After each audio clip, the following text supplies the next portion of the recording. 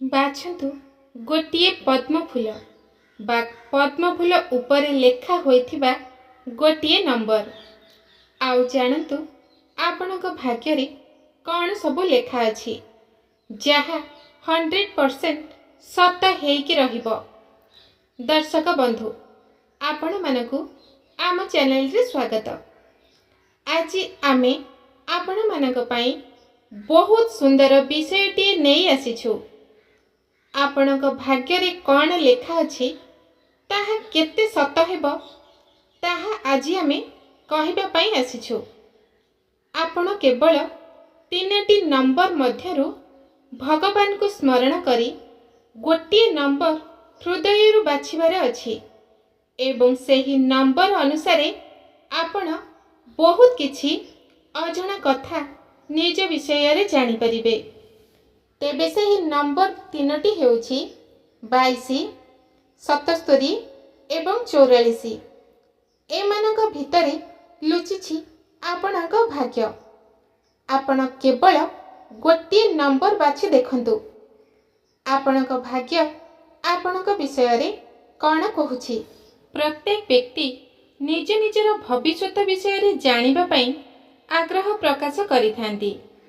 एथिपई अनेक लोक ज्योतिष मानकर परामर्श मध्य नहीं थांती।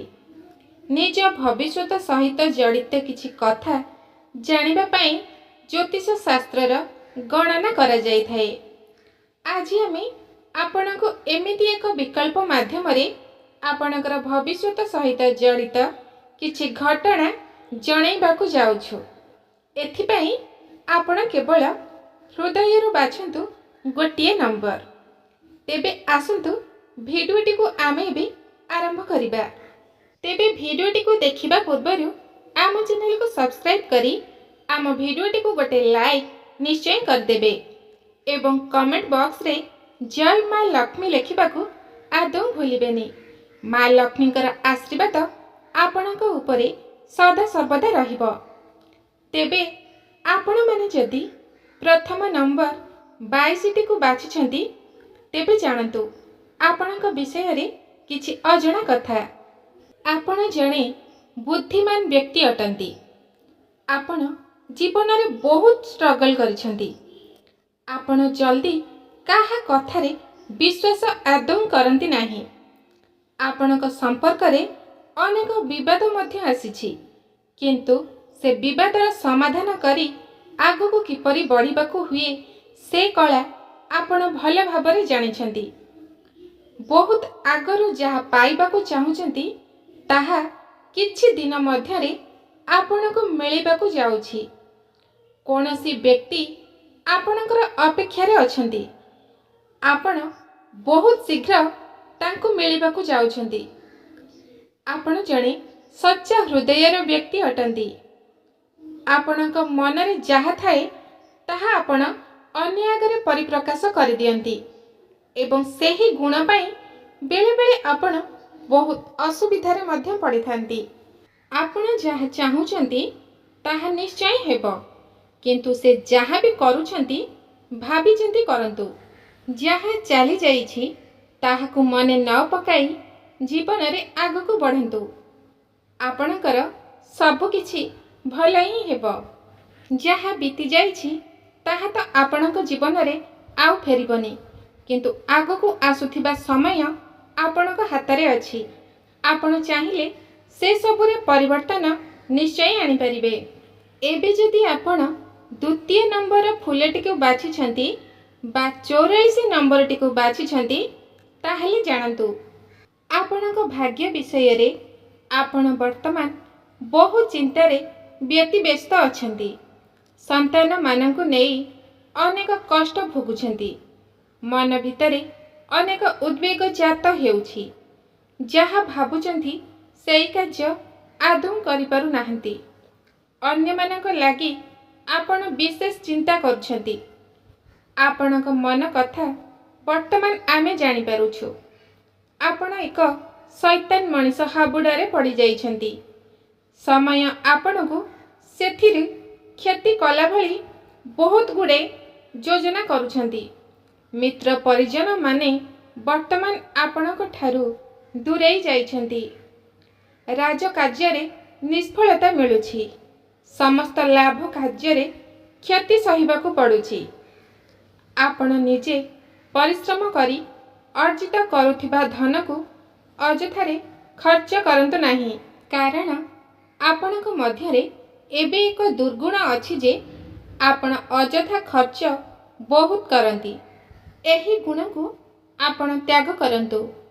ଆପଣ ଯାହା ଧନ ରୋଜଗାର କରୁଛନ୍ତି ସଞ୍ଚୟ କରିବା ପାଇଁ ଚେଷ୍ଟା କରନ୍ତୁ। ଦେଖିବେ ନିଶ୍ଚୟ ଜୀବନରେ ବଡ଼ ଧରଣର ପରିବର୍ତ୍ତନ ଅନୁଭବ କରିବେ। ଆପଣ ଯେଉଁ କାର୍ଯ୍ୟରେ ଅଛନ୍ତି ସେହି କାର୍ଯ୍ୟ ପ୍ରତି ଅଧିକରୁ ଅଧିକ ଧ୍ୟାନ ଦିଅନ୍ତୁ। ଯେତେ ପରିମାଣରେ ଖର୍ଚ୍ଚ କଲେ ସେତେ ପରିମାଣର କ୍ଷତି ସହୁଛନ୍ତି। କିଛି ଆପଣଙ୍କର ସମ୍ପର୍କୀୟ ମଧ୍ୟ ଆପଣଙ୍କର କ୍ଷତି କରାଉଛନ୍ତି। ଦେଖନ୍ତୁ, ଶୁଭ ସମୟ ଆପଣଙ୍କ ନିକଟରେ ଅଛି। ଯେଉଁଦିନ ମଙ୍ଗଳବାର ହୋଇଥିବ ଆପଣଙ୍କର ଶୁଭ ସମୟ ସେହି ଦିନଠାରୁ ଆରମ୍ଭ ହେବ। ଆପଣଙ୍କର ସେହି ଦିନଠାରୁ ଜୀବନରେ ବଡ଼ ପରିବର୍ତ୍ତନ ଆରମ୍ଭ ହେବ। ଆପଣ ଚେଷ୍ଟା କରନ୍ତୁ ପ୍ରତି ମଙ୍ଗଳବାର ଦିନ ବଜରଙ୍ଗବାଲୀଙ୍କର ଦର୍ଶନ କରିବାକୁ। ବଜରଙ୍ଗବାଲୀଙ୍କର ଦର୍ଶନ କରିବା ଅର୍ଥ ସ୍ୱୟଂ ଭଗବାନ ଆପଣଙ୍କ ଉପରେ ତାଙ୍କର କୃପା ଦୃଷ୍ଟି ବଜାଇ ରଖିବେ ଏବଂ ଆପଣଙ୍କୁ ସବୁ ସଙ୍କଟରୁ, ସବୁ ଦୁଃଖ କଷ୍ଟରୁ ଦୂରେଇ ରଖିବେ। ଆପଣ ପ୍ରତି ମଙ୍ଗଳବାର ଦିନ 7 ଥର ହନୁମାନ ଚାଳିଶା ପାଠ ମଧ୍ୟ କରନ୍ତୁ। ପାଠ କରିବା ଦ୍ୱାରା ଆପଣଙ୍କର ମନ ଆତ୍ମା ନିଶ୍ଚିତ ଭାବରେ ଶାନ୍ତି ରହିବ ଏବଂ ମନ ଶାନ୍ତ ରହିଲେ ଆପଣଙ୍କର ଚତୁଃପାର୍ଶ୍ୱରେ ଯାହା ବି ଘଟଣା ଘଟୁଛି ତାହା ସବୁକିଛି ଆପଣଙ୍କୁ ପରିବର୍ତ୍ତନ ହେଲା ଭଳି ଲାଗିବ। ତେଣୁ ଆପଣ ପ୍ରତି ମଙ୍ଗଳବାର ବଜରଙ୍ଗବାଲୀଙ୍କର ଦର୍ଶନ କରି ହନୁମାନ ଚାଳିଶା ପାଠ କରନ୍ତୁ। ତେବେ ବନ୍ଧୁଗଣ, ଏବେ ଯଦି ଆପଣ ତୃତୀୟ ନମ୍ବର ଫୁଲଟିକୁ ବାଛିଛନ୍ତି ବା 77 ନମ୍ବରଟିକୁ ବାଛିଛନ୍ତି, ତେବେ ଜାଣନ୍ତୁ ଆପଣ ସବୁବେଳେ ନିଜ ଗୁରୁଜନମାନଙ୍କୁ ସମ୍ମାନ ଦିଅନ୍ତୁ। ଆପଣଙ୍କୁ କାବୁ କରିବା ଅସମ୍ଭବ ଅଟେ।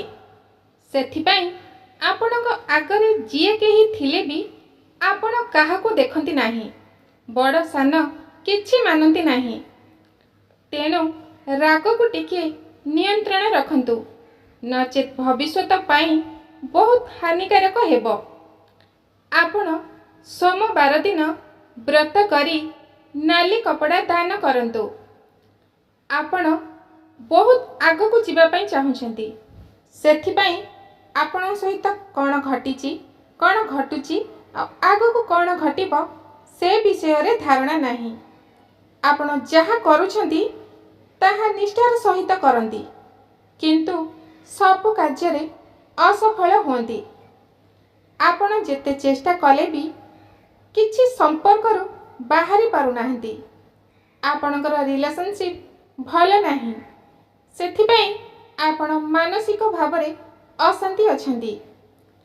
ଆଗାମୀ ସମୟରେ ଆପଣଙ୍କର ରିଲେସନସିପ୍ରେ ନୂଆ ମୋଡ଼ ଆସିବ, ନୂଆ ଅଧ୍ୟାୟ ଆରମ୍ଭ ହେବ। ଆପଣ ଯେଉଁ ଆଶାରେ ଅଛନ୍ତି ତାହା ଶୁଭ ଫଳ ପାଇବାରେ ଟିକିଏ ବିଳମ୍ବ ହୋଇପାରେ। ଜାତକରେ ଶନି, ଶୁକ୍ର, ବୁଧ ଚରଣରେ କାର୍ଯ୍ୟ କରୁଅଛନ୍ତି। ଆଶାରେ ଥିବା ଫଳ ସ୍ୱପ୍ନ ପରି ବିଫଳ ହେବାର କିଛି ଆପଣ ଆଭାସ ପାଉଛନ୍ତି, କିନ୍ତୁ ସେଥିପାଇଁ ଆପଣ ଆଦୌ ଚିନ୍ତା କରନ୍ତୁ ନାହିଁ।